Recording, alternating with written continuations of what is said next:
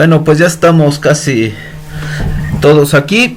Les recuerdo que para el viernes pues tienen que tener ya sus equipos definidos y que cada equipo tiene que presentar, digamos, como la configuración del sistema gravitacional de la estructura con la que vamos a tratar en este curso. Entonces pues no se les olvide su configuración estructural, pónganla, cópienla en un archivo de PowerPoint para que digamos una vez que ustedes puedan compartir la pantalla, pues nos enseñen su propuesta. Cada uno nos va enseñando su propuesta, cada equipo nos va enseñando su propuesta y al final de cuentas pues tomamos la decisión de si tomamos una de la propuesta como está o si tomamos una propuesta pero la modificamos un poquito para hacer más interesante el proyecto.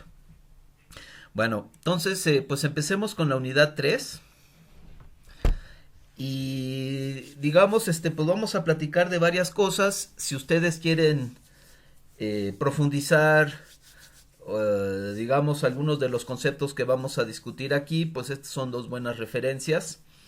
En realidad no hay ningún libro que se apegue digamos muy cercanamente a lo que vamos a ver en este curso, pero pues los conceptos Disculpe, que doctor, no estoy no enseñando está en la moviendo su pantalla. pantalla. Ok, gracias.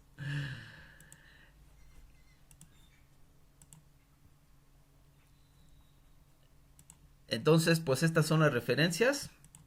Entonces, como, pues, digo, los conceptos que vamos a ver, pues, han sido discutidos ya por varios autores en varios libros, pero acá los acomodamos de una forma, digamos, muy particular. Entonces, de todas maneras, pues, estas son dos buenas referencias que les pueden ayudar a profundizar en algunos de los conceptos que vamos a ver en este curso. También en cuanto al alcance, dice que vamos a poner más atención a los conceptos requeridos para llevar a cabo un análisis estático no lineal. También vamos a discutir cómo se hace un análisis dinámico no lineal, pero en el proyecto final la expectativa es que usen el análisis estático no lineal. Y además, pues vamos a considerar el caso de marcos resistentes a momento. Mis notas están enfocadas al caso de marcos de concreto reforzado, pero vamos a invitar al doctor Edgar Tapia para que nos hable también en algún momento del modelado de marcos de acero. Pues este sería básicamente lo que es un análisis estático no lineal. De alguna manera vamos a tener una representación del sismo de diseño, del sismo de interés. En el caso de un análisis estático no lineal es un espectro. Y con el periodo fundamental de vibrar de la estructura y el espectro vamos a estimar qué tanto el sismo deforma lateralmente nuestro sistema estructural. Para ello vamos a calcular un desplazamiento de azotea, digamos 20 centímetros. Estimamos que el sismo, cuando a esta estructura quede sujeta a la acción del sismo de interés, el máximo desplazamiento de azotea, el máximo desplazamiento lateral de azotea será de 20 centímetros. Y entonces nosotros vamos a aplicar los 20 centímetros aquí en la azotea del edificio y cuando lleguemos a esos 20 centímetros le vamos a decir al análisis que pare.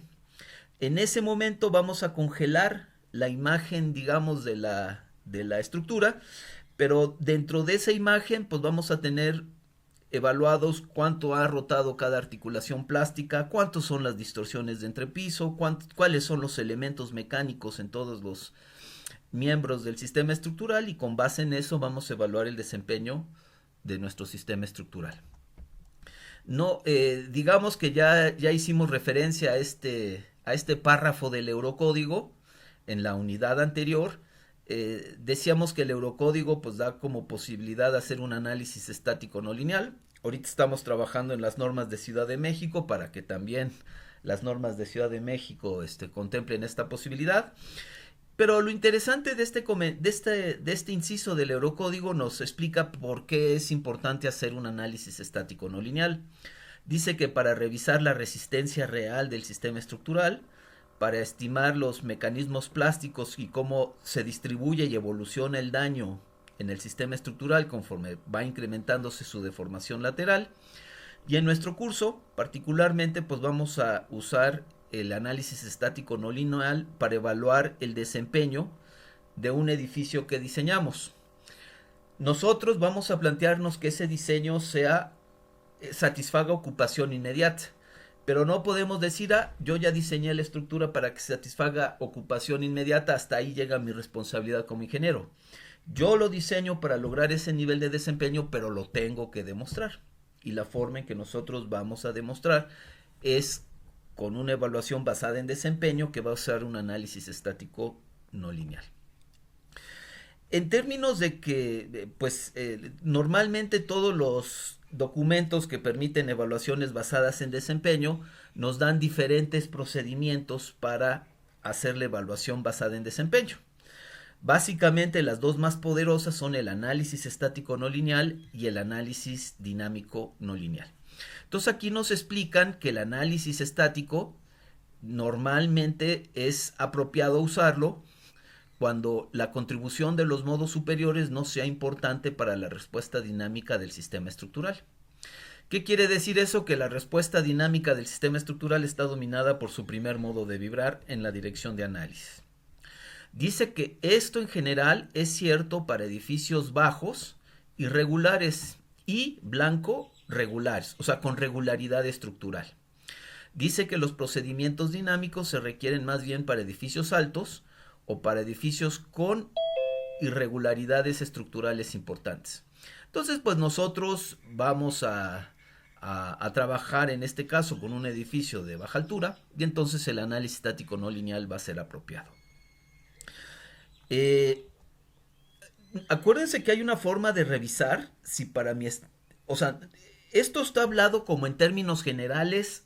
El análisis estático no lineal es generalmente válido en estos casos, pero hay una forma de revisar si el análisis estático no lineal es particularmente útil o lo puedo utilizar para evaluar el desempeño del sistema estructural que yo tengo. Cuando yo estoy trabajando en un proyecto no puedo basarme en reglas generales. Acuérdense aquello de la ingeniería personalizada. Entonces acuérdense que yo tendría que hacer, según por ejemplo el ACC 41, revisar dos cosas para ver si el análisis estático no lineal aplica la estructura con la que voy a trabajar. Primero, que tenga una resistencia mínima. Y segundo, demostrar que los modos superiores no son importantes o no definen su respuesta dinámica. Y acuérdense que, sobre todo para demostrar que los efectos de modos superiores no son importantes, tendría que hacer dos análisis modales espectrales. En el primero tomaría muchos modos, involucraría en el análisis suficientes modos para involucrar por lo menos el 90% de la masa en la dirección de análisis. Y en el segundo análisis solo tomaría un modo de vibrar, que es el modo fundamental de vibrar. Y hago los dos análisis y comparo sus resultados. Si los resultados son muy parecidos, pues quiere decir que los modos superiores no son importantes, que con un solo modo yo puedo estimar razonablemente la respuesta del sistema estructural. Pero si son muy diferentes, entonces quiere decir que los modos superiores son importantes y entonces ya no puedo usar el análisis estático no lineal.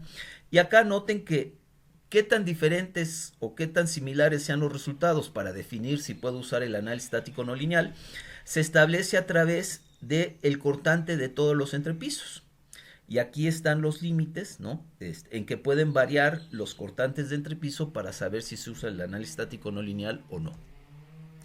Ahora, es bien importante porque todo lo que vamos a dedicar a esta unidad es a entender cómo se hace un modelo de análisis no lineal para hacer un análisis estático. Acá vamos a trabajar, digamos, de forma teórica, vamos a plantear todos los conceptos que son importantes y en la unidad que entra vamos a hacerlo de forma práctica. Pero antes de hacerlo de forma práctica, tenemos que entender todo lo que subyace un modelado de análisis no lineal para que nosotros entendamos las muy importantes limitaciones que tiene el análisis no lineal. Es la herramienta más poderosa con la que contamos hoy en día, pero el uso correcto de esa herramienta implica entender sus limitaciones. Entonces, pues, por ejemplo, en la unidad 2 ya aprendimos a hacer análisis plásticos. Pero acuérdense que en la unidad 2 pues todo era muy cómodo porque a mí me daban una viga y me decían, mira, esta viga tiene estas propiedades, ¿no? Ya sabiendo las propiedades, pues yo puedo hacer el análisis paso a paso. Pero en la vida real nadie me va a decir, mira, estas son las propiedades reales de tus vigas y de las columnas de tu edificio. Yo tengo que sacar esas propiedades. Entonces, entendamos qué es lo que está involucrado en la obtención de esas propiedades.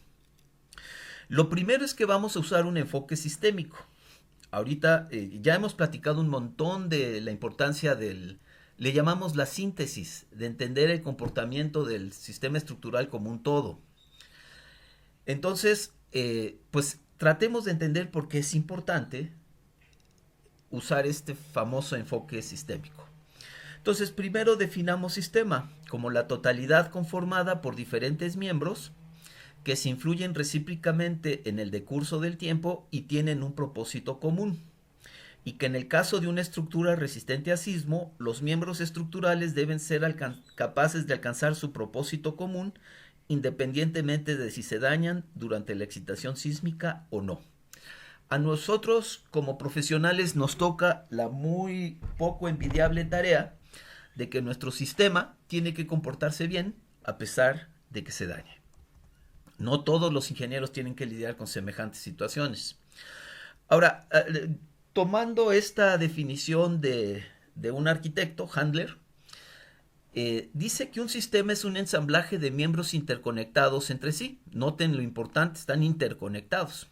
De tal manera que conforman un todo complejo. Para explicar la función u operación de un edificio es necesario entender los miembros individuales y la manera en que se conectan. Un edificio trabaja de la manera en que lo hace porque sus miembros tienen determinados atributos y porque interactúan entre sí. Dice que si sus atributos o la manera en que se conectan, o en otras palabras, la manera en que interactúan entre sí, cambian, entonces cambiará la función. Entonces, para entender bien y diseñar bien un sistema estructural, yo tengo que entender cómo diseñar el miembro estructural individual, pero tengo que entender también cómo ese miembro estructural interactúa con los otros miembros con los que está conectado y sacar el mayor provecho de esa interacción. Esa interacción puede ser positiva o negativa. Entonces dice, acuérdense que esto lo aprendimos en unidades anteriores, que en un sistema estructural resistente a sismos, entonces yo tengo que detallar correctamente cada elemento estructural en lo individual para que mi elemento exhiba un comportamiento estable. Entonces, él como ente individual debe exhibir un comportamiento estable. Pero acuérdense que tengo que lograr la integridad estructural, que implica que todos los elementos de mi estructura deben quedar firmemente amarrados entre sí. Y además, bueno, ahí como todos están conectados con todos, pues van a interactuar entre ellos. Y deben evitarse configuraciones irregulares excesivas para que el sistema estructural conserve su geometría cuando se deforma lateralmente. Acuérdense que lo que queremos lograr con esto es que evitar que una porción muy pequeña del sistema estructural concentre la deformación plástica, porque cuando eso sucede, a muy bajos niveles de deformación global, el sistema estructural se inestabiliza. Ya habíamos hablado de esta integridad estructural, habíamos dado este ejemplo, y dijimos que la integridad estructural no ocurre por sí sola, que hay que concebirla y diseñarla. Pero el punto es que en el momento en que nosotros concibamos y diseñamos el sistema, la integridad estructural, pues en ese momento la respuesta de nuestra estructura resistente no corresponde a la simple suma de la respuesta de todos sus miembros, sino que estos miembros no están trabajando de forma independiente. Entonces la única forma en que yo puedo entender el comportamiento de mi sistema estructural es entendiendo las propiedades individuales de los miembros estructurales y cómo eso afecta la respuesta de la estructura, pero también entendiendo cómo interactúan con los demás elementos estructurales y logrando que la interacción que los diferentes miembros estructurales tienen entre sí se ayuden mutuamente, se den soporte mutuo. Y este soporte mutuo tiene que estar en ausencia o presencia de daño. No se vale que cuando mi sistema estructural se empiece a dañar, un elemento estructural diga, no, yo ya me dañé, entonces como yo ya me dañé, yo ya no voy a dar soporte mutuo a los demás. Yo estoy ya demasiado dañado como para pensar en dar soporte mutuo. En el momento en que eso pasa, todo el sistema estructural está en riesgo. Entonces yo lo que tengo que entender son estas interacciones para visualizar en mi mente cómo es que, a pesar que los elementos individuales se dañen, tienen que seguir aportándose soporte mutuo de tal manera de lograr la estabilidad del sistema estructural. Dicho eso, nosotros el problema de diseño sísmico en este curso lo vamos a plantear, bueno, en todos los cursos, si lo piensan, lo han planteado como un problema de demanda contra capacidad. En una etapa inicial, nosotros estimamos qué es lo que el sismo de interés demanda de mi sistema estructural, y luego pasamos en una segunda etapa donde nosotros proporcionamos suficiente capacidad a los miembros estructurales y a la estructura en general para satisfacer las demandas. Noten que tradicionalmente el diseño sismo resistente se ha planteado en términos de resistencia y rigidez. Nuestros formatos actuales de diseño estiman qué tanta resistencia y qué tanta rigidez requieren en lo individual y en lo colectivo nuestros miembros estructurales.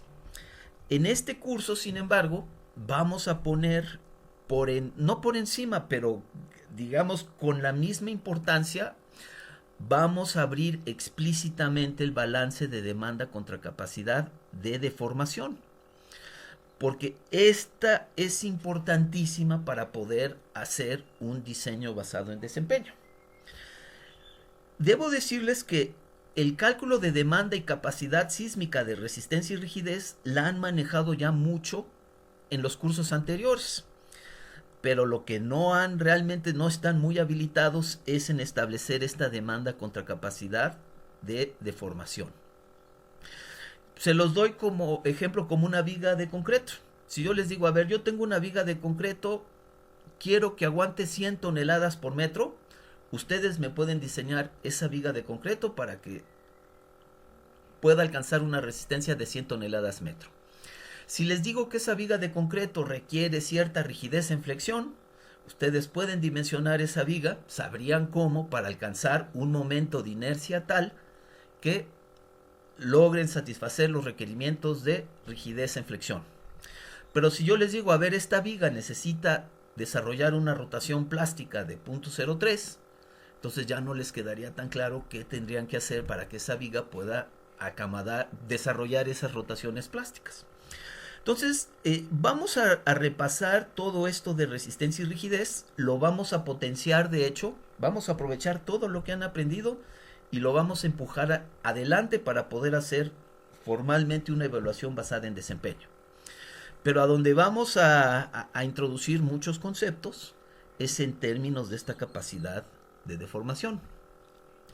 Ahora, cuando estamos hablando de que vamos a satisfacer demanda contra capacidad, lo vamos a hacer para el caso de un marco resistente, ya dijimos que de momentos, e independientemente del material estructural que usemos en un marco, el comportamiento más estable del marco se da cuando los miembros que conforman el sistema estructural, las vigas y las columnas del marco, trabajan en flexión, cuando su comportamiento y daño está regido por efectos de flexión. Entonces, debido a esto, lo que es este balance de demanda contra capacidad que vamos a plantear en adelante, va a considerar el comportamiento plástico en flexión de las vigas y las columnas. No quiere decir que no fuera posible diseñar un marco en que el comportamiento de las vigas y las columnas estuviera regido, por ejemplo, por daño en corte. Pero eso no se considera en este curso una forma responsable de hacer ingeniería. Entonces, en este curso, hacer ingeniería responsable implica aportarle al sistema estructural los mayores elementos para que sobrevivan sismos de alta intensidad. Y en el caso de un marco, esto se logra, conforme dice acá, cuando yo diseñe los elementos estructurales para que trabajen básicamente en flexión. Hemos de decir que eso no pasa de gratis. Acuérdense que en nuestra profesión las cosas no pasan de gratis. Nosotros queremos ciertas cosas, pero las logramos a través de nuestra ingeniería, a través de tomar acciones ingenieriles que hagan posible lo que yo considero conveniente para mi estructura. Bueno, pues en realidad vamos a ver una serie de interacciones. Estamos hablando de que para entender el comportamiento del sistema estructural hay que entender las interacciones que se dan entre sus miembros estructurales. Pero en realidad esa serie de interacciones empieza desde el nivel material. Entonces yo tengo ciertos materiales que van a interactuar entre sí para darme el comportamiento de una sección transversal. Cada miembro, acuérdense que todo esto está enfocado a un comportamiento en flexión. Cada miembro estructural, cada viga y columna que yo tengo, tiene un número infinito de secciones transversales. Y de alguna manera yo tengo que entender cómo van a interactuar esas secciones transversales para darme el comportamiento de mi miembro estructural. Y una vez que entienda el comportamiento individual de cada miembro estructural, voy a poner a interactuarlos entre sí para lograr entender cuál es el comportamiento de la estructura. Entonces, esta es una cadena de interacciones que me lleva desde un comportamiento de un material hasta el comportamiento de la estructura. Noten que si yo logro mejorar las cualidades de este material, logro mejorar sus propiedades, esto se refleja directamente en un mejor comportamiento de todo el sistema estructural. O en otras palabras, el comportamiento del sistema estructural está definido a través de esta cadena de interacciones en función del comportamiento de material.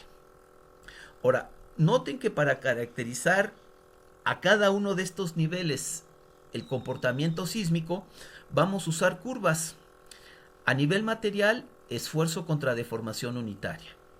A nivel sección transversal, momento contra curvatura. A nivel miembro estructural, momento contra rotación. Y a nivel estructura, cortante basal contra desplazamiento. Noten que la naturaleza de las cuatro curvas es la misma. En el eje de las abscisas hay una medida de la deformación.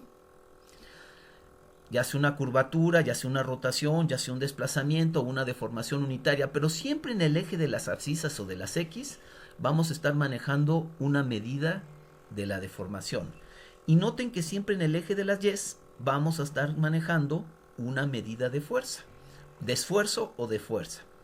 Noten que en este caso tanto la medida de fuerza como de deformación pues son rotacionales porque estamos trabajando en miembros estructurales dominados por un comportamiento en flexión.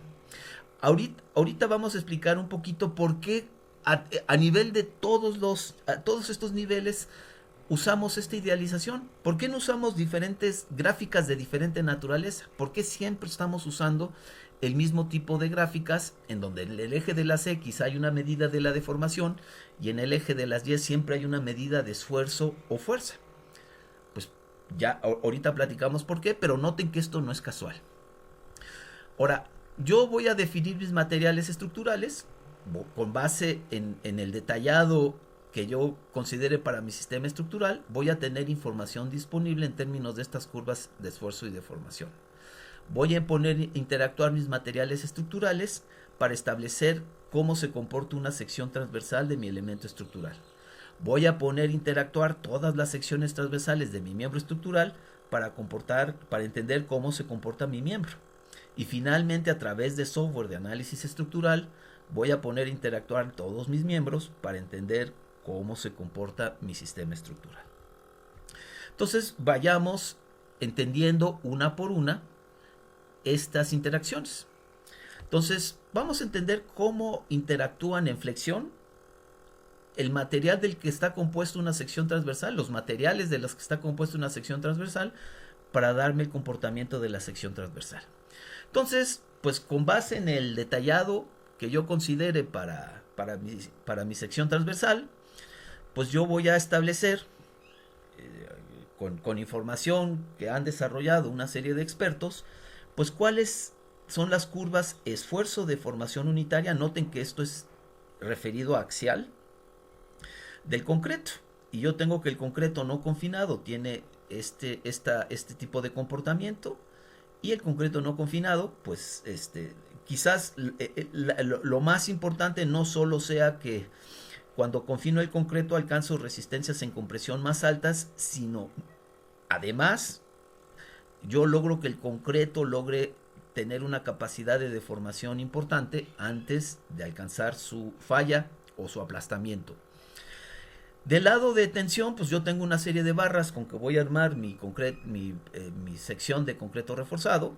Algunas de esas barras longitudinales van a estar sujetas a esfuerzo de tensión y otras barras van a estar sujetos a esfuerzo de compresión.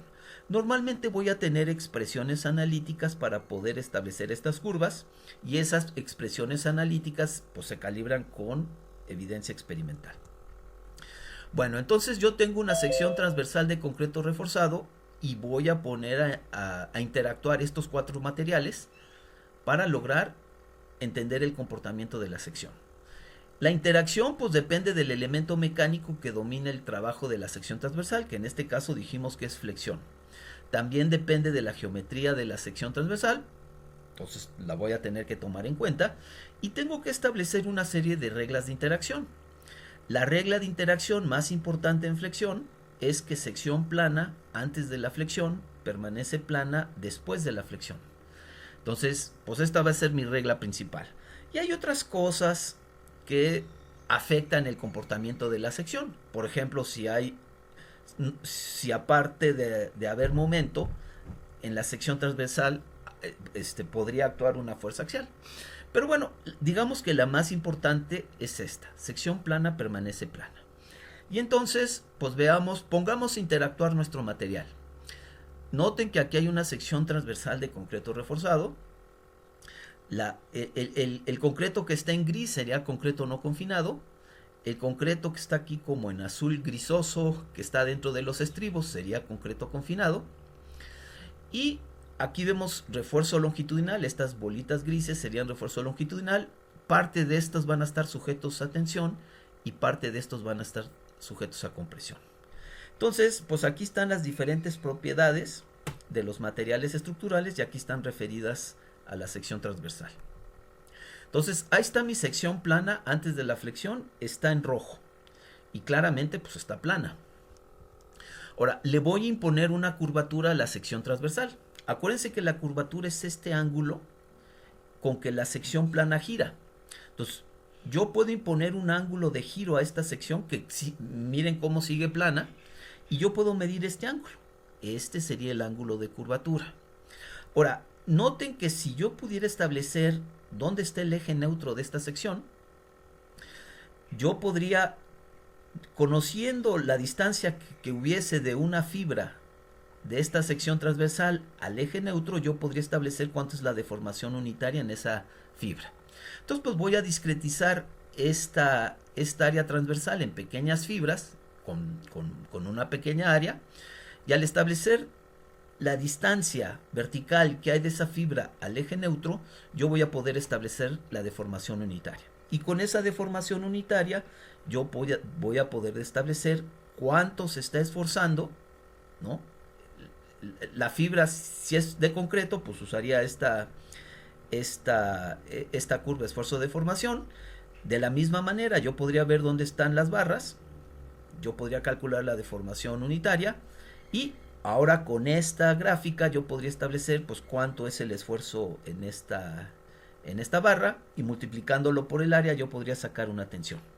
Entonces yo podría sacar la distribución de esfuerzos de compresión en la zona del concreto ubicado arriba del eje neutro, y la tensión que desarrollan las barras longitudinales ubicadas abajo del eje neutro. Noten que acá se está despreciando la capacidad de tensión que pudiese llegar a tener el concreto. Bueno, yo con esta distribución de esfuerzos podría obtener una resultante de compresión en el concreto. Y noten que acá se establece un par de fuerzas. Esta es exactamente la definición de par que usábamos en estática.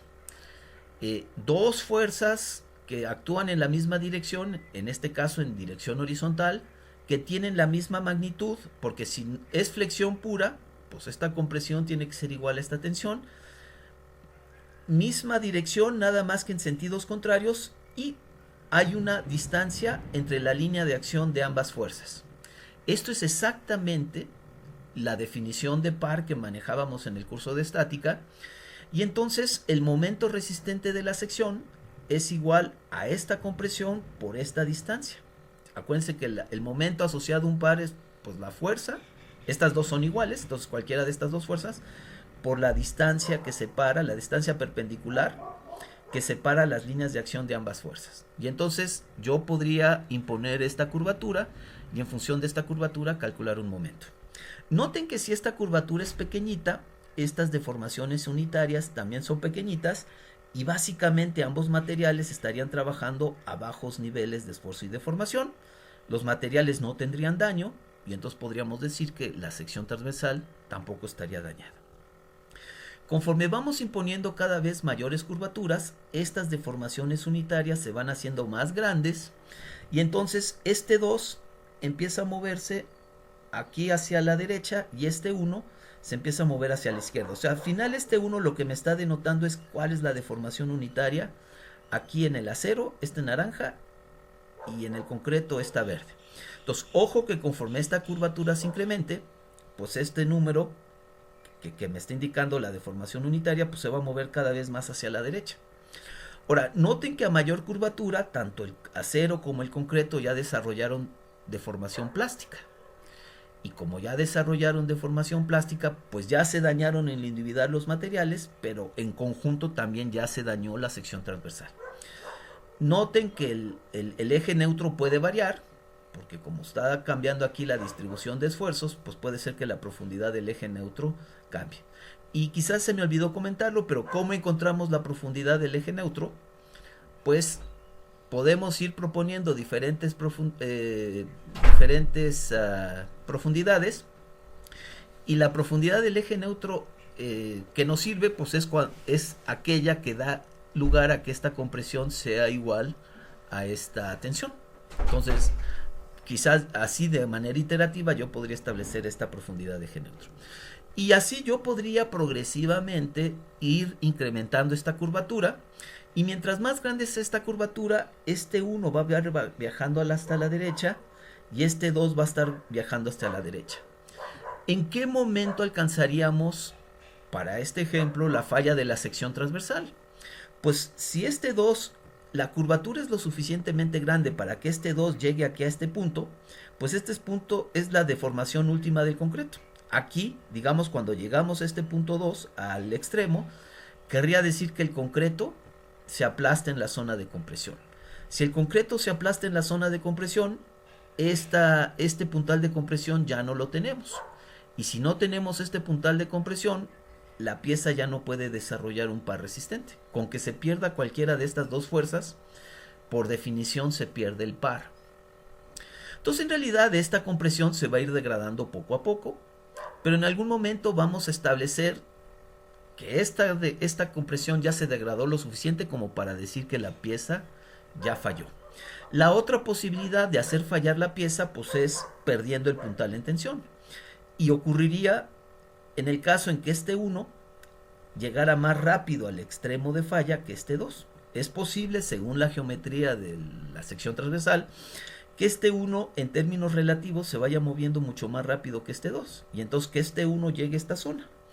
Noten que cuando llegásemos aquí, esto implicaría la fractura del acero en tensión de este lado, perderíamos este puntal de tensión y si perdemos esta fuerza, perdemos el par resistente. Bueno, digamos que de esa manera podríamos nosotros ir planteando diferentes curvaturas y a través de establecer la distribución de esfuerzos para cada curvatura, nosotros, como acabamos de explicar, podríamos establecer un momento. Y entonces, dando diferentes curvaturas y calculando el momento correspondiente a cada una de estas curvaturas, podríamos hacer un diagrama momento-curvatura. Y entonces así pasamos del comportamiento de los materiales estructurales al comportamiento de una sección transversal. Pues claramente esto no lo vamos a hacer a mano, sino que tenemos este tipo de software, como en este caso el Extract, pero hay muchos softwares. Y entonces pues nosotros haríamos la discretización de la sección transversal. Noten que este color rosado corresponde al concreto no confinado, el color gris corresponde al concreto confinado y el negro corresponde a barras de refuerzo longitudinal. Entonces, pues lo dicho, el software tendrá aquí forma de asignarle a cada uno de estos fibras una gráfica de esfuerzo axial contra deformación unitaria axial. ya trae una página, los softwares normalmente ya traen habilitados una serie de expresiones analíticas y yo nada más escojo el autor, por ejemplo, para el concreto. Yo digo, pues yo quiero el comportamiento, las curvas esfuerzo de formación de Mander. Y normalmente los programas me facilitan la vida de esa forma porque ya traen una biblioteca, digamos, de gráficas, esfuerzo de formación unitaria que han sido calibradas extensamente con evidencia experimental. Pero también el software, si yo no quiero usar las curvas que trae aquí, yo puedo de alguna manera establecer esas curvas y meterlas como un archivo de datos al software. El punto es que una vez que ya definimos cómo cada una de estas fibras tiene asociada sí una gráfica esfuerzo contra deformación unitaria, pues aquí le pedimos que desarrolle el diagrama momento curvatura, lo pueden ver aquí. Y entonces pues el programa va a correr y me va a dar el diagrama momento curvatura. Noten que este diagrama momento curvatura pues es para flexión que nosotros llamaríamos negativa. Noten que la compresión está abajo y la tensión está arriba, ¿no? Aquí está todo esto de color blanco y azul, pues es el concreto que está en compresión y el resto del concreto, el eje neutro estaría acá y abajo del eje neutro habría compresión. Ahora, yo puedo pedirle para compresión positiva y negativa, ¿no? Y entonces tendría dos curvas, una de esta curva pues, en compresión positiva y otra, perdón, en flexión positiva y otra de estas curvas para flexión negativa. Bueno, entonces así es como pasamos de estas interacciones de nivel material a nivel sección transversal. Ahora vamos a pasar de sección a miembro estructural. La única forma de pasar del comportamiento de una sección transversal al comportamiento de un miembro estructural es entender cómo se comporta el miembro estructural. Y la única forma de entender cómo se comporta el miembro estructural es entendiendo cómo interactúa con los otros elementos estructurales, miembros estructurales. De ahí viene el enfoque sistémico. Yo no puedo entender cómo se deforma mi miembro estructural cuando sujeto mi sistema estructural a deformaciones laterales si no entiendo cómo está conectado y cómo interactúa con los otros miembros estructurales. A ver, vean cómo se está deformando la viga y de hecho cómo se están deformando las columnas. ¿Quién me diría cuál es la característica de la deformación en flexión de los tres miembros estructurales cuando el marco se deforma lateralmente? ¿Quién me pondría con palabras cómo se están deformando las tres barras? Curvatura doble. Sí. Y entonces, pues entendiendo que se están todas deformando en curvatura doble, yo tengo que entender una serie de cosas que me va a permitir entender cómo interactúan las secciones transversales. Porque la única forma en que un miembro estructural se deforme en doble curvatura es que los momentos actuantes en ambos extremos del miembro estructural vayan en el mismo sentido. En este caso está ilustrado para dirección horaria. Pero a ver, nada más quiero que me respondan, ¿qué pasa si yo girara o cambiara el sentido de este momento? De horario como lo tengo aquí y este momento lo pintara antihorario. ¿Cómo se deformaría esta barra? Curvatura simple. Totalmente. Entonces, noten que la única forma en que yo posiblemente me pueda explicar que todos los miembros se están deformando en curvatura doble, la única forma es que estos momentos en ambos extremos vayan en la misma dirección. Pero si eso fuese cierto, no sé si ven que la viga giraría. En la estructura real, cuando se deforma lateralmente el marco, pues la viga no gira. Entonces, forzosamente tiene que haber algo más que se esté desarrollando en mi elemento estructural para equilibrar esos momentos. Y pues lo que se está generando, aparte de estos momentos, pues la viga está generando un cortante sísmico. Y obviamente este cortante sísmico, no sé si ven que constituye un par, por equilibrio de fuerzas en Y, esta fuerza y esta fuerza en el extremo tienen que ser iguales. Y noten que esto me está dando un par que me equilibra estos dos momentos. Por eso es que la viga no gira. Pero noten que este comportamiento en doble curvatura me ha dado un punto de inflexión aquí al centro. No sé si ven que aquí hay curvatura que nosotros llamaríamos positiva. Sería compresión arriba y tensión abajo. Y aquí la otra mitad de la viga estaría trabajando a flexión negativa, lo que implicaría que ahora la tensión está arriba y la compresión está abajo. Esas son las convenciones que manejamos en la UAM, digamos, en nuestros cursos anteriores y que vamos a seguir manejando en este. Y entonces, pues noten que aquí hay un momento que se maximiza aquí en el extremo. Acuérdense que cuando el cortante es constante, de nuestros cursos de estructuras isostáticas, sabemos que cuando una viga está sujeta a cortante constante, el diagrama de flexión, de momento flexionante es lineal. Y si aquí tenemos un momento de inflexión, el único diagrama de momentos que, digamos, satisface todas las condiciones de la deformación en doble curvatura es este. Noten que los momentos se están maximizando en los extremos de la viga y que prácticamente son nulos hacia el centro del claro. Y entonces, pues sabemos que si algo se va a plastificar, pues normalmente, a menos que hagamos una cosa muy rara, las secciones transversales que se plastifiquen, pues tendrán que estar en el extremo de la viga porque ahí están los momentos más grandes. Sería dificilísimo pensar que la articulación plástica se formaría hacia el centro del claro donde no hay momento. No hay momento para que se forme la articulación plástica. No hay deformación en flexión para que se forme la articulación plástica. Entonces casi siempre, si el detallado y diseño de la viga es razonable, pues las articulaciones plásticas se van a formar en sus extremos. Y entonces cuando integremos el trabajo en flexión del elemento estructural, tenemos que entender que el comportamiento plástico pues se va a concentrar en los extremos. ¿Por qué? Pues porque aquí no hay momento. Si yo aquí le sacara diagrama momento-curvatura de las diferentes secciones transversales, pues entenderíamos que hacia el centro del claro la demanda de curvatura sería muy pequeñita. Y entonces, pues aquí en esta sección los elementos, las secciones transversales ni siquiera se agrietarían. No habría momento ni curvatura suficiente como para hacer posible que estas secciones se agrieten. Pero conforme yo me muevo al extremo, yo tengo que entender que la curvatura va incrementándose progresivamente y que si al extremo, si yo deformo lo suficientemente, las deformaciones en flexión de la viga son suficientemente grandes, voy a lograr plastificación, pero esa plastificación se va a concentrar hacia los extremos. Y pues habrá zonas intermedias, ¿no?, en donde la curvatura no sea lo suficientemente grande para hacer que fluya la sección transversal, pero sí será lo suficientemente grande como para agrietarlas. Entonces no sé si ven que a lo largo de mi elemento estructural habrá secciones transversales no agrietadas hacia el centro del claro, agrietadas hacia el extremo, pero sin llegar hasta el mero extremo. Y secciones transversales que fluyan si ya me voy ahora sí al extremo.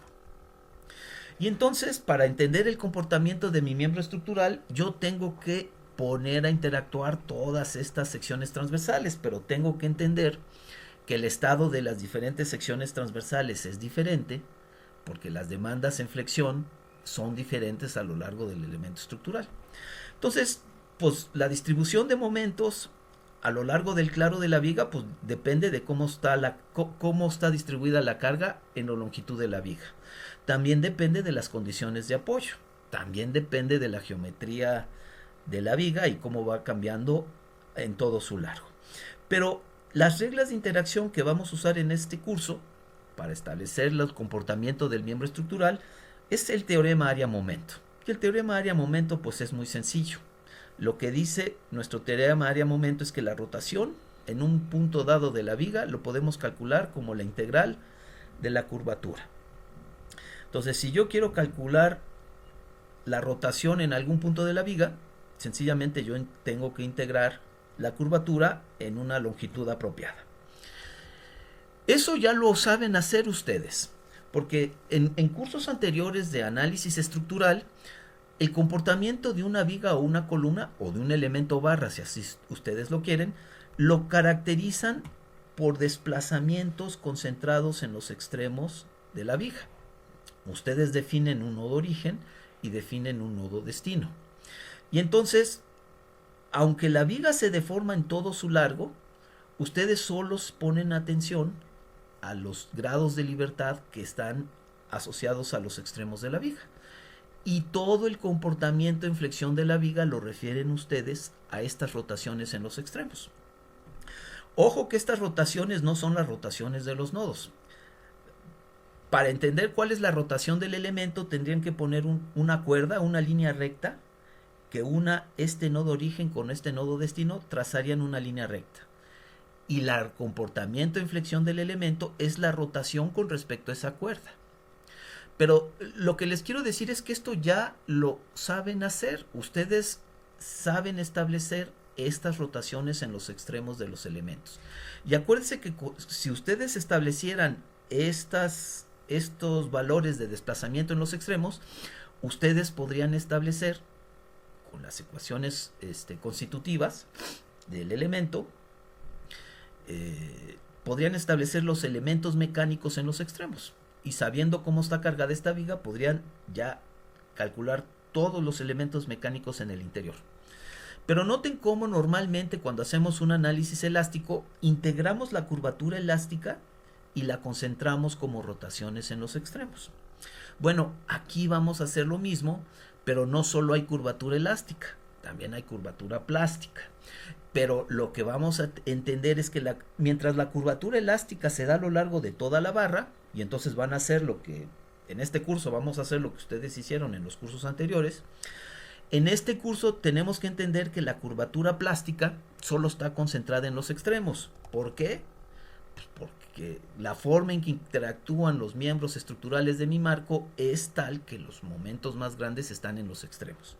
Entonces, cuando nosotros hagamos la integral de la curvatura plástica para calcular rotaciones plásticas en los extremos, tenemos que tener en cuenta que no vamos a integrar a lo largo de todo el elemento estructural. ¿Por qué? Porque las articulaciones, las curvaturas plásticas están concentradas en el extremo. Entonces vamos a definir lo que nosotros vamos a llamar una longitud de comportamiento plástico y vamos a integrar todas las curvaturas plásticas que caigan en esta longitud y la vamos a concentrar en el extremo.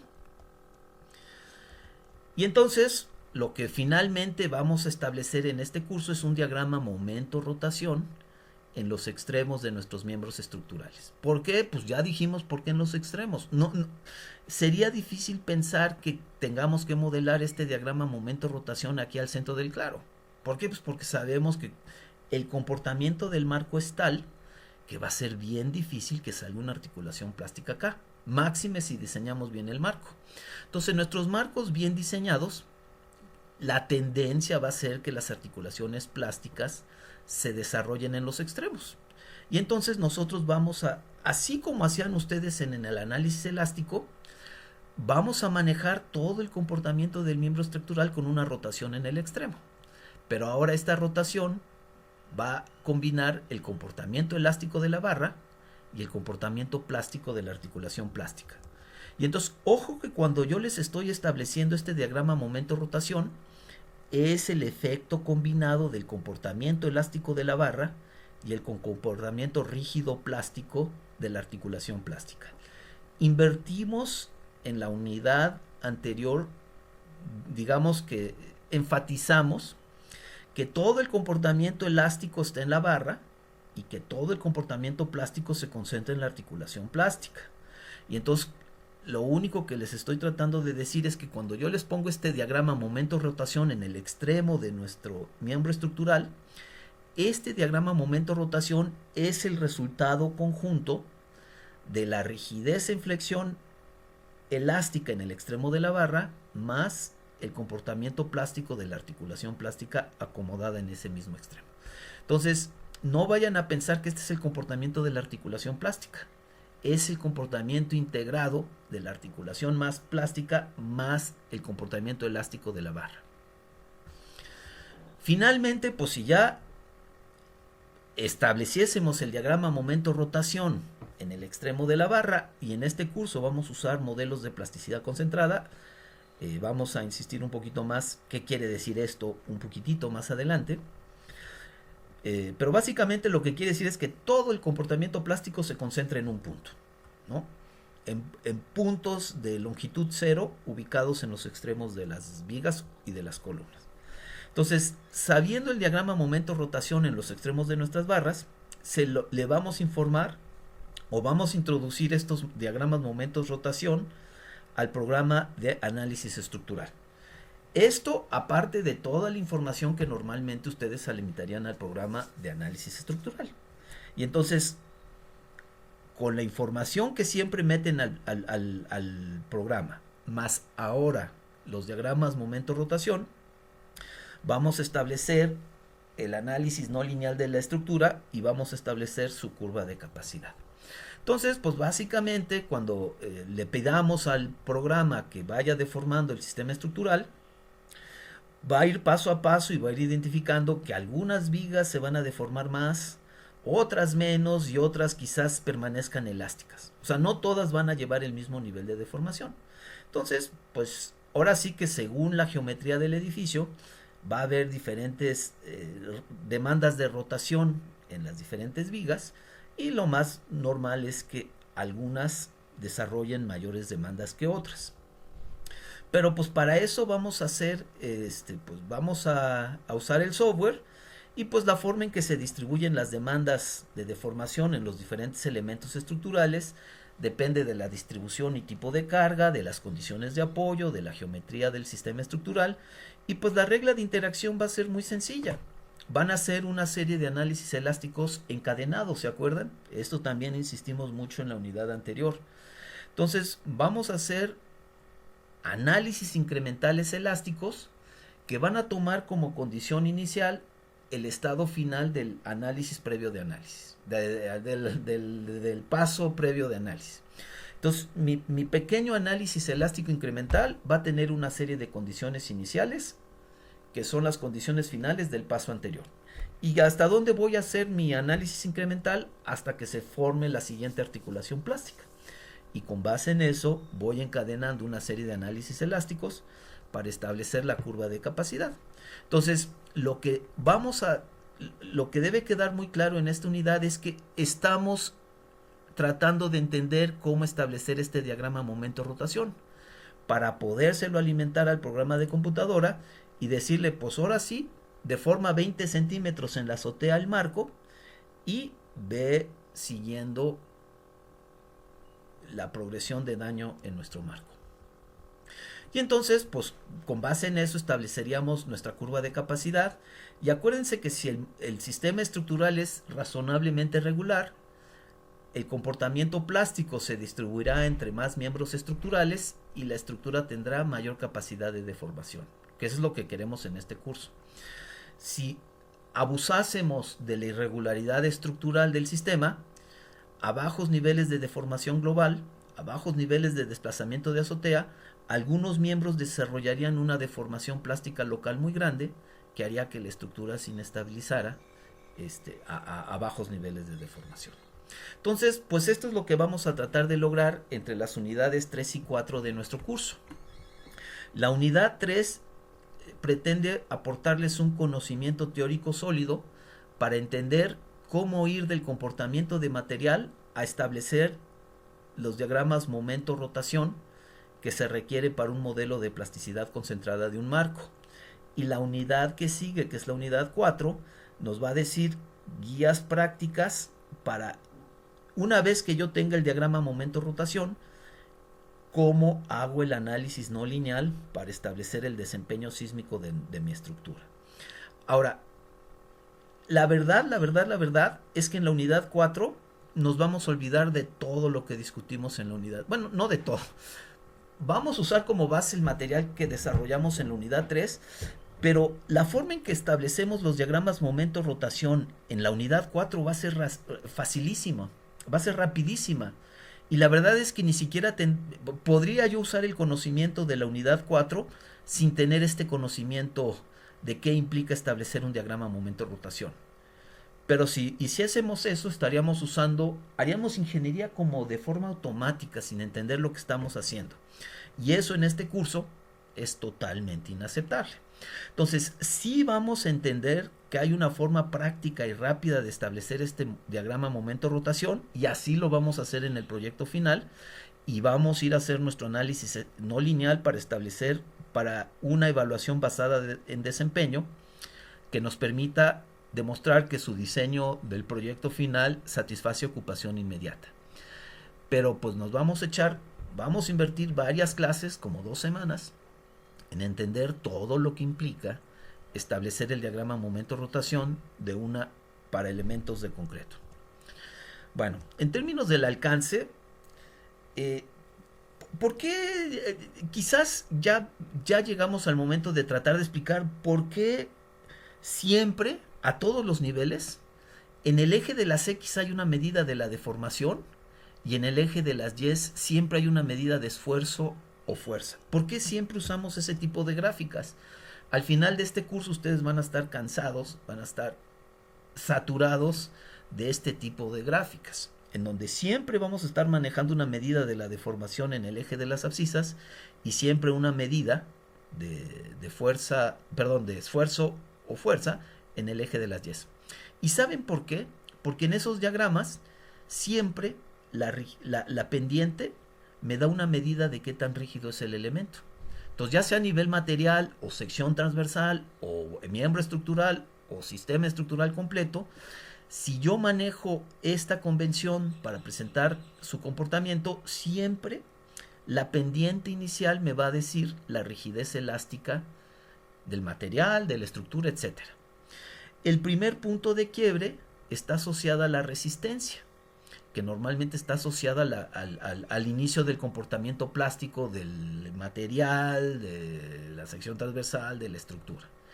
Y finalmente yo voy a poder seguir en este diagrama la deformación hasta que yo decida que la estructura llegó a su capacidad de deformación última. Es la máxima deformación que yo permito en el sistema estructural con fines de diseño.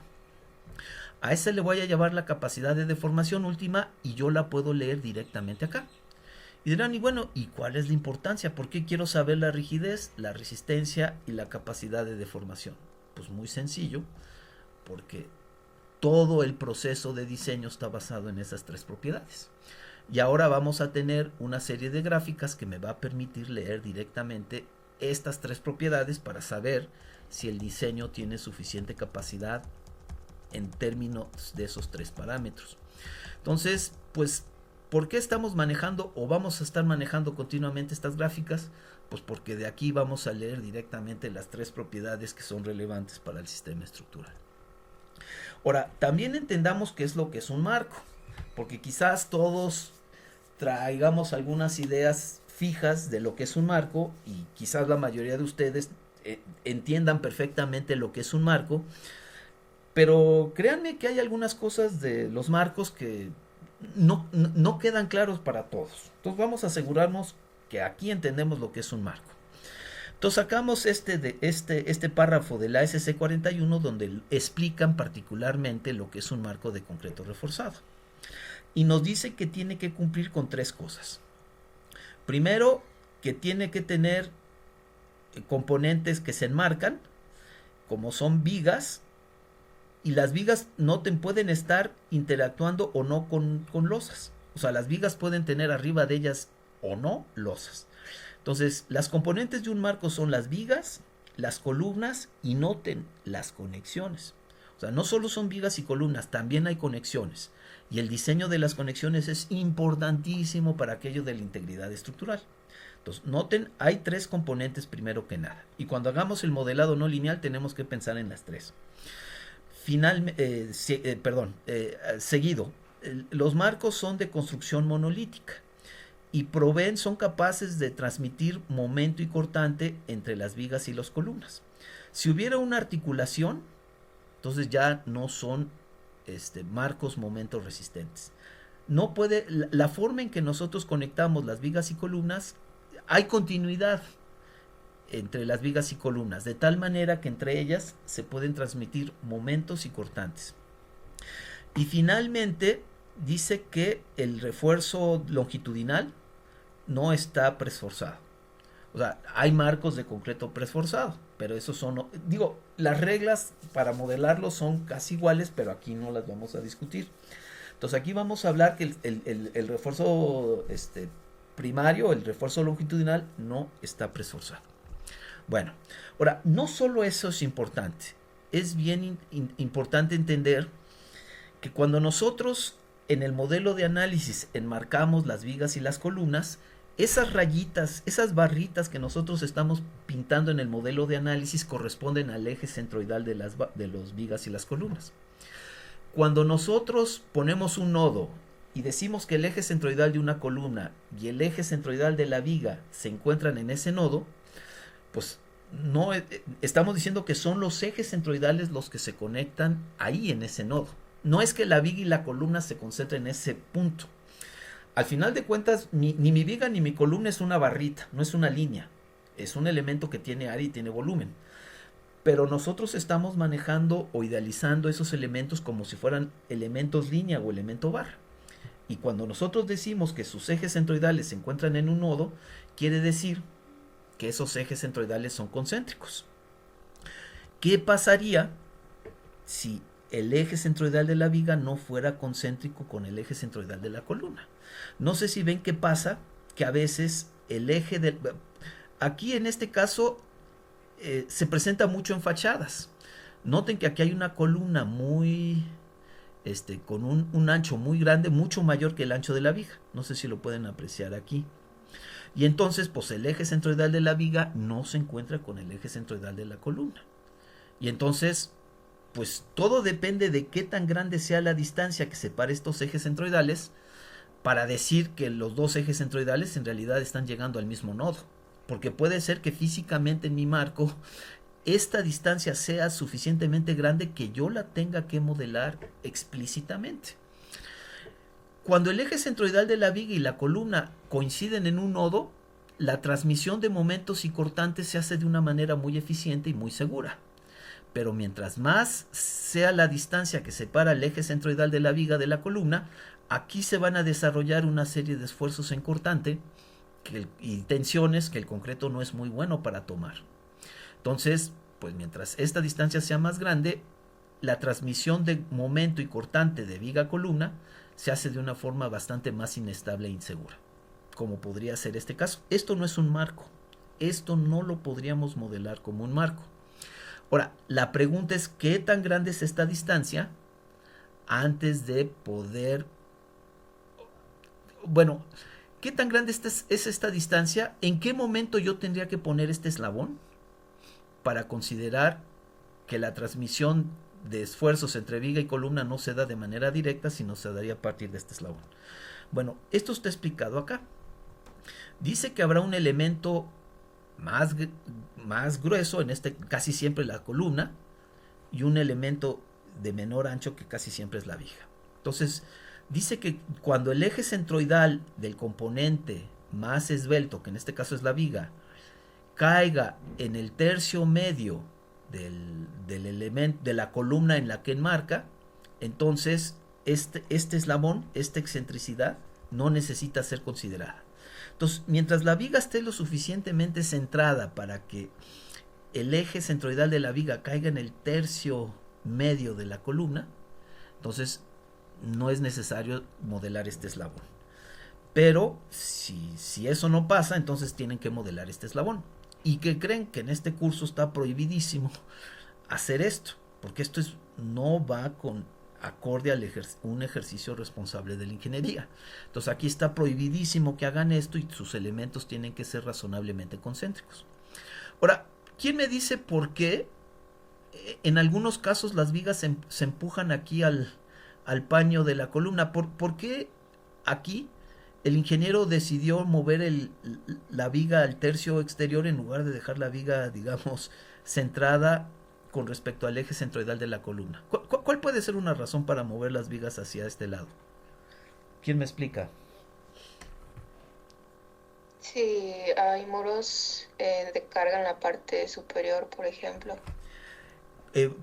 A ver, no le entendí, ¿cómo Sí, se...? o sea, que justo donde está la viga y que no está centrada Ah, junto con la columna, hay algún muro de carga. o sea, como un muro de carga que pase... Bueno, eso podría ser una razón. Por Eh, arriba de la viga, ajá. Ajá, ahora, digamos que la razón más común, ¿saben cuál es? Que este sea un marco de fachada y que quiera el arquitecto y el ingeniero quieran que la cara de la columna coincida con la cara de la viga. ¿Qué le van a poner aquí a esta fachada? Cuando acaben de construir el edificio se va a quedar así el marco pelón, digamos, y no va a haber nada aquí. No sé si ven que hay que ponerle fachada. ¿Cuál será la ventaja? Que el paño de la viga coincida con el paño de la columna.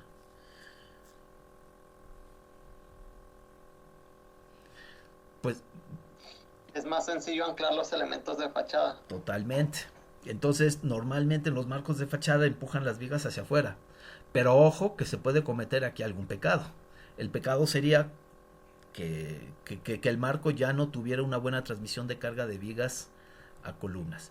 Y eso está prohibidísimo en este curso. Entonces, aquí al arquitecto a ver cómo le hace, o el instalador de fachadas cómo le hace, pero acá las vigas tienen que ser concéntricas con las columnas.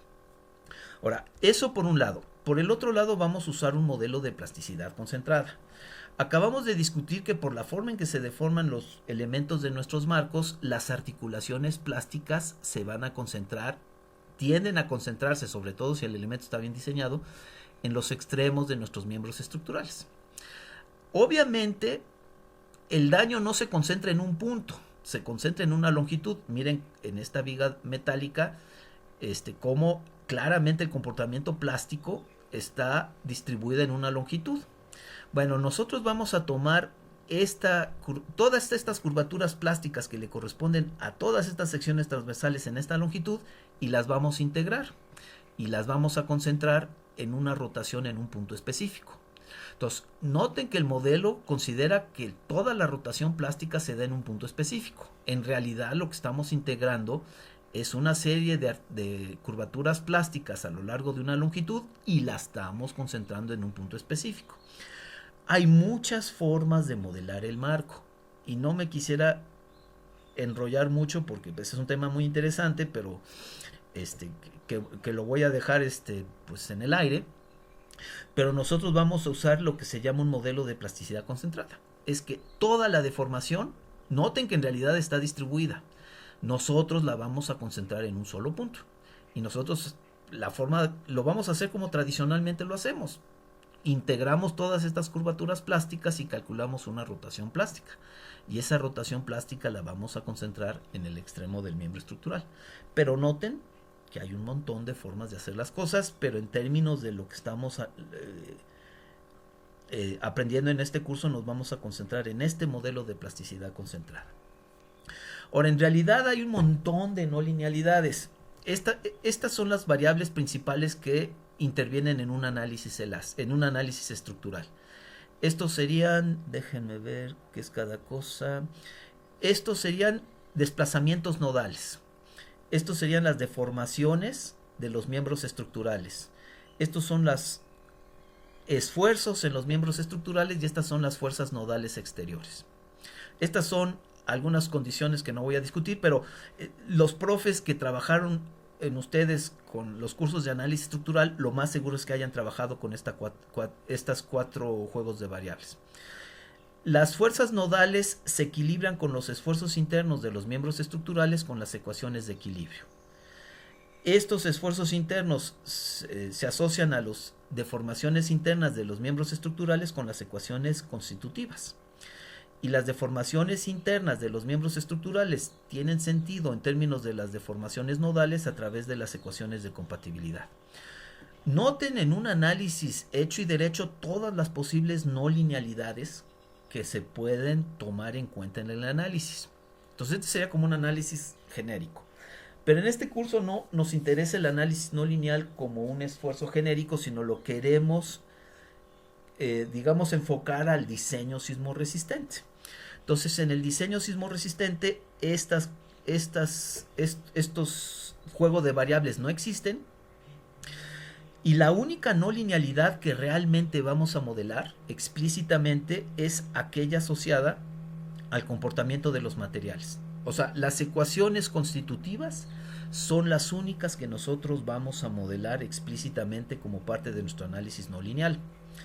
Estas son las ecuaciones constitutivas. Las ecuaciones de compatibilidad las vamos a considerar lineales. O sea, ahí no va a haber, no vamos a modelar no linealidad en términos de las ecuaciones de compatibilidad. Y si se acuerdan, estas eran las ecuaciones de equilibrio. Y las ecuaciones de equilibrio también pueden ser lineales o no lineales. en realidad sí vamos a considerar algún tipo de no linealidad en las ecuaciones de equilibrio, pero solo eso lo vamos a lograr activando los programas o los efectos de segundo orden o P delta en nuestro programa de análisis. Entonces, esta no linealidad en las ecuaciones de equilibrio la vamos a considerar a través de una ecuación, una matriz geométrica. Y nosotros no vamos a hacer nada para plantear esa matriz geométrica. Sencillamente va a haber una ventanita a donde nosotros podamos activar o desactivar los efectos P delta.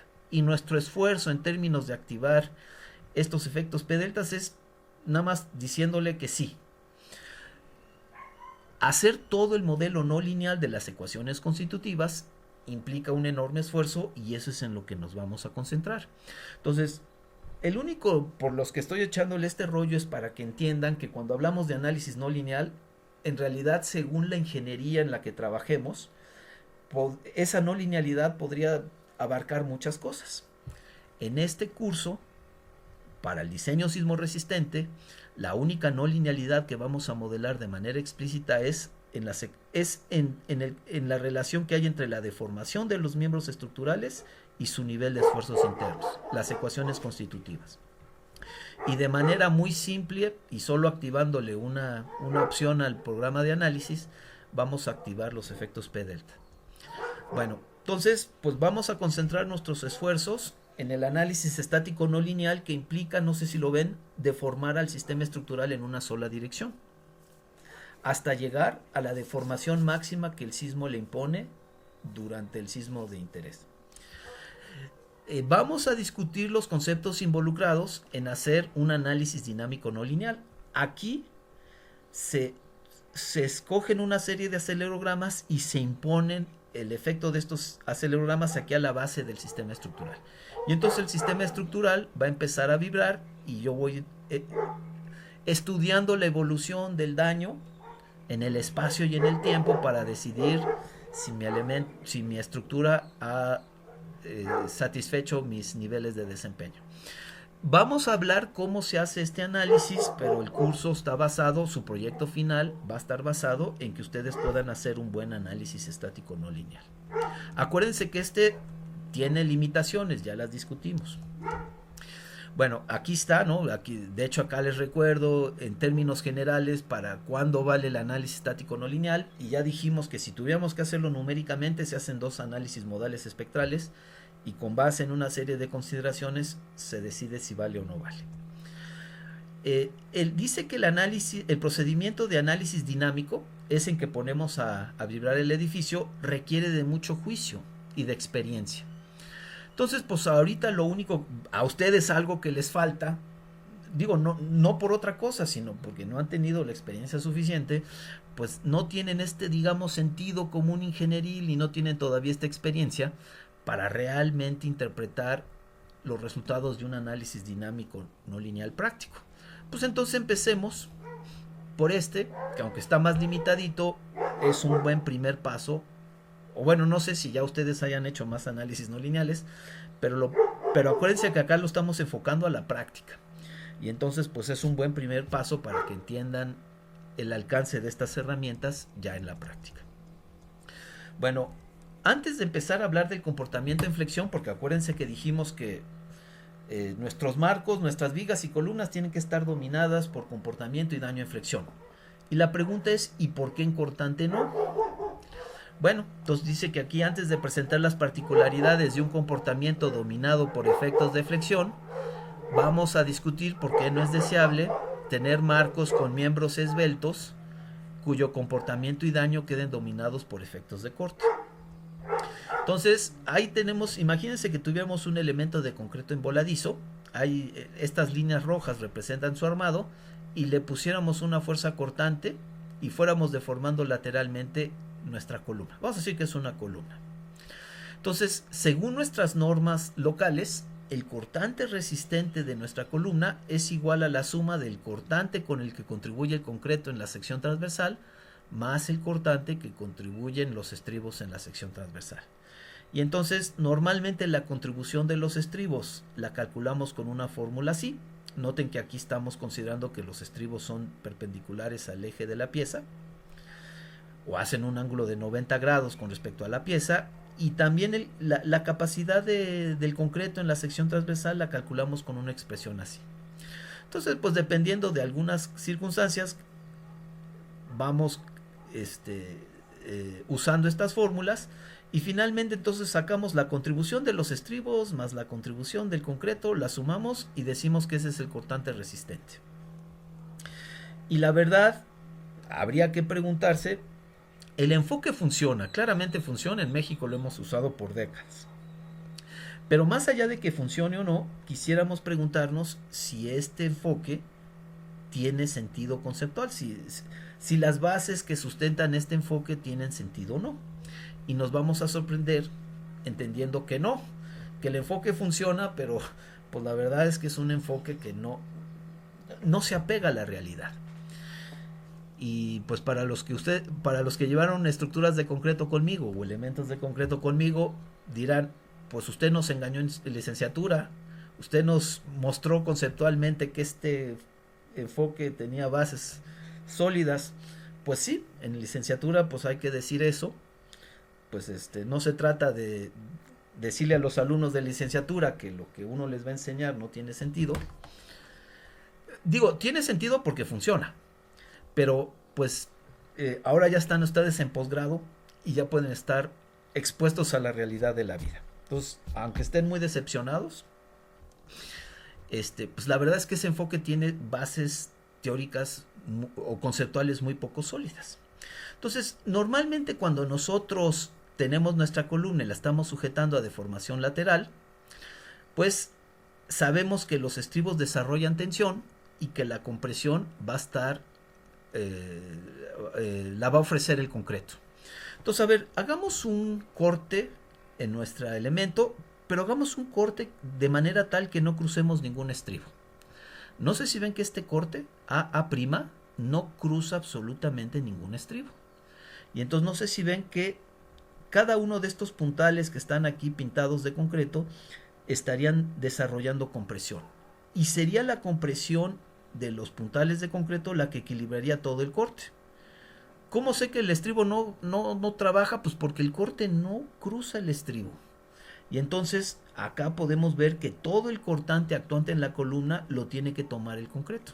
O sea, no es cierto que el cortante actuante en la columna se reparte un pedacito en el concreto y un pedacito en los estribos, ¿no? Según este corte, todo el cortante lo tiene que ser tomado en el concreto. Ahora, ¿qué pasa si yo tomara un segundo corte BB' y este corte lo orientara de tal manera que cruza a través de una grieta muy grande? Acuérdense que donde se forma una grieta, pues el concreto no trabaja. Y entonces, pues solo habría un pedacito aquí de concreto que trabaja, pero si yo veo, este corte cruzó varios estribos. Prácticamente en este corte el concreto no trabaja y prácticamente todo el cortante está siendo resistido por tensión en los estribos. Entonces, nada de que el cortante se reparte entre el concreto y los estribos. Todo el cortante tiene que ser resistido por los concreto y todo el cortante tiene que ser resistido por los estribos. Y además, pues se tienen que equilibrar las fuerzas de compresión que desarrolla el concreto con las fuerzas de tensión que están desarrollando los estribos. Noten que aquí el concreto tiene una componente vertical, lo que hace que se tenga que activar el refuerzo longitudinal. Y entonces, si el refuerzo longitudinal no se activa o no desarrolla, en este caso tensión, digamos que estamos de este lado, la pieza no puede tomar cortante. Entonces, miren todo lo que se desarrolla para que la columna pueda desarrollar una fuerza cortante. Y entonces, pues no es raro que muchos países diseñen los elementos de concreto de una forma diferente a como lo diseñamos los americanos y los mexicanos, porque los mexicanos básicamente tomamos la forma de diseñar de los americanos los elementos de concreto. Entonces, en realidad en varios países lo que es el elemento de concreto se modela como una armadura.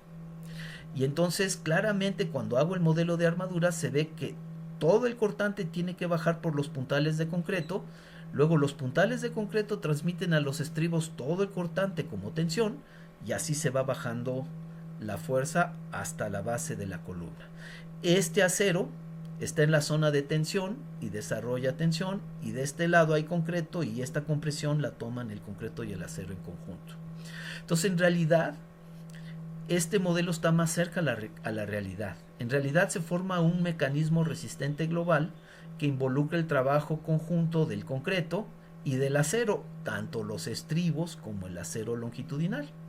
Y de hecho se han desarrollado varios procedimientos para diseñar los miembros de concreto reforzado como armaduras, y en varios países de Europa no se usan los procedimientos de diseño que nosotros usamos. Los elementos de concreto se diseñan como si fueran armaduras tridimensionales. En México, el doctor Sergio Alcocer ha trabajado muchísimo con estos modelos de puntales y tensores, y ya ha establecido pues la conveniencia de diseñar los elementos de concreto con estos modelos muy refinados en ciertos casos. Ahora, lo muy interesante es que si el cortante actúa en dirección contraria, noten que si el cortante va aquí hacia la derecha, el estribo se tensa. Pero si entendemos el comportamiento de armadura, nosotros vemos que cuando el cortante actúa hacia la izquierda, el estribo también se tensa. O sea, no importa en qué dirección yo deforme mi columna, el estribo siempre se va a tensar, y los puntales de concreto siempre se van a comprimir. Entonces, al final de cuentas, si yo sujetara, digamos, la columna a una deformación secuencial, en donde de repente la deformo a la derecha y luego la deformo a la izquierda y luego otra vez a la derecha, yo tendría este patrón de agrietamiento. Noten que estos puntales de concreto pues en realidad estarían agrietados, ¿no? Con el ir y venir, mis puntales de concreto que toman el cortante estarían agrietados. Entonces dice que el puntal de concreto previamente agrietado cuando el cortante iba en la otra dirección no puede desarrollar compresión hasta que se cierren las grietas previamente abiertas y hasta que no se apoyen los estribos. Entonces lo que les quiero decir es que cuando yo deformo la columna en una dirección, estas grietas se abren. Pero cuando el cortante actúa en la otra dirección, estas grietas se empiezan a cerrar, y el puntal de concreto no puede tomar compresión, no puede resistir el cortante hasta que estas grietas se cierren totalmente. Mientras eso le está pasando al concreto, los estribos se están alargando. Si hubiese comportamiento no lineal en corte, los estribos se están alargando. Y notan que los estribos nunca se cierran, porque independientemente en qué dirección esté yo deformando mi columna, siempre los estribos van a estar trabajando a tensión. Entonces, una vez que los estribos fluyen en tensión, incrementan su longitud, y cuando yo muevo la columna en la otra dirección, no se cierran los estribos. Todos los estribos van abriéndose, van incrementando su longitud independientemente de si la columna se mueve a la derecha o a la izquierda, y entonces los estribos nunca recuperan su dimensión original. ¿Y cuál es el problema? Que dijimos que para el puntal de concreto, su compresión queda equilibrada por la fuerza en el estribo. Pero el puntal de concreto está agrietado, y la única forma en que el puntal de concreto se cierre es que se apoye en el estribo. Pero cada vez más la columna se tiene que deformar más para que el puntal de concreto alcance el extremo del estribo. Al principio el puntal de concreto estaba perfectamente en contacto con el estribo, pero se acuerdan que si hay deformación plástica en la columna, el estribo incrementó su longitud. Entonces cada vez más la columna se tiene que deformar más lateralmente para que el puntal de concreto encuentre el extremo del estribo. Y eso hace que el comportamiento cíclico de un miembro estructural de concreto sujeto con daño severo en corte, que implica fluencia de los estribos, vaya perdiendo su rigidez y su resistencia. ¿Por qué va perdiendo su rigidez y su resistencia? Pues porque el puntal de concreto no desarrolla compresión. Si el puntal de concreto no desarrolla compresión, no hay forma que la columna desarrolle una capacidad resistente a corte. Noten que a la larga, se recupera la resistencia. ¿Cuándo se recupera la resistencia? Cuando el puntal de concreto entra en contacto con el extremo del estribo. Pero cada vez, mientras la columna se plastifica más y se daña más, cada vez el elemento tiene que recorrer más distancia antes de que el puntal encuentre el extremo del estribo. Y entonces miren cómo es un comportamiento cíclico en corte. No sé si ven que sobre todo en la etapa de recarga, donde el puntal de compresión está buscando al estribo, ¿quién me dice? Esta es carga, esta es la descarga, y a partir de este punto de resistencia cero, no sé si ven que ahora quiero recargar en la otra dirección. Entonces, a esta zona le llamamos la zona de recarga. Repito, carga cuando voy cargando en una dirección. Descarga cuando, una vez que terminé ese movimiento, le quito la resistencia al elemento y llego otra vez al eje de fuerza cero. Y recarga cuando a partir de ahí, deforma el elemento estructural en la otra dirección. ¿Quién me dice qué rigidez tengo aquí durante la recarga? Vean el comportamiento histerético o cíclico de este miembro dominado por corte. ¿Qué rigidez tengo y qué resistencia tengo acá en la zona de recarga? ¿Quién me dice?